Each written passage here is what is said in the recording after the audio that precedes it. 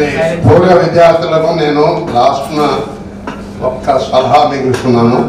మీరు మీ ఉద్యోగాలు చేసేటప్పుడు మీరు ఎంత కష్టపడినా కొంతమంది పై ఆఫీసర్ యొక్క అభిమానాన్ని చూడటం లేరు. కొంతమంది అంటే మీ పనిని వాళ్ళు ప్రశంసించరు, లోపల బాధ కలుగుతుంది. నేను ఎంత కమిట్ చేసినా కూడా నన్ను ఈ విధంగా ఏం చేయడం లేదనేటువంటి లోపల బాధ వస్తుంది. ఆ బాధతో ఎందుకు ఈ పని చేయాలని ఉంటుంది.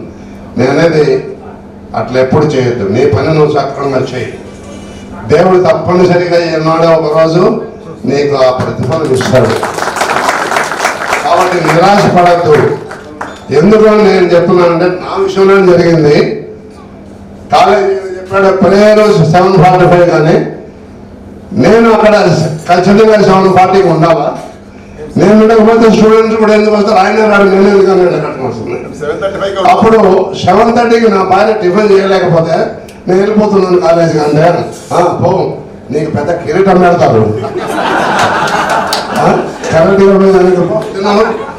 కిరీటం పెడతారన్న. కిరీటం పెట్టాల్సిన అవసరం లేదు, నా డ్యూటీ నేను చేసుకోవాలన్నా. ఆ తర్వాత మరి దేవుడు నిజంగా కిరీటం పెట్టాడు. 2005లో స్టేట్ బెస్ట్ టీచర్ అవార్డు వచ్చింది.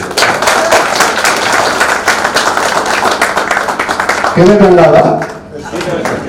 అంతేకాదు ఆ సంవత్సరం తర్వాత ఇంటర్మీడియట్ టెక్స్ట్ బుక్ రాసే కమిటీలో నన్ను కూడా ఒక మెంబర్ చేశారు. అంటే state wide text book intermediate అది రాసేటువంటి 3 వ్యక్తులలో నన్ను ఒకరిని చేశారు. మరి ఇది కిరీటం కాదు, దేవుని ఆశీర్వాదం కాదు. మరి నేను నిరాశ పడలేదే. ప్రజలు ఈయనంతా తిడుతుంటే కొడుతుంటే వస్తుంది ఏమో కిరీటాలని. కాబట్టి మీ ఆఫీసర్లు మిమ్మల్ని మీ పనిని ప్రశంసకపోయినప్పటికీ మీరు సహనం కోల్పోగా అదే ప్రవృత్తిని కొనసాగించండి. మరి దేవుడు తప్పనిసరిగా మిమ్మల్ని ఆశీర్దిస్తారు, మీ పిల్లలను కూడా ఆశీర్దిస్తాడు. ఇది మీ కలగజేసింది.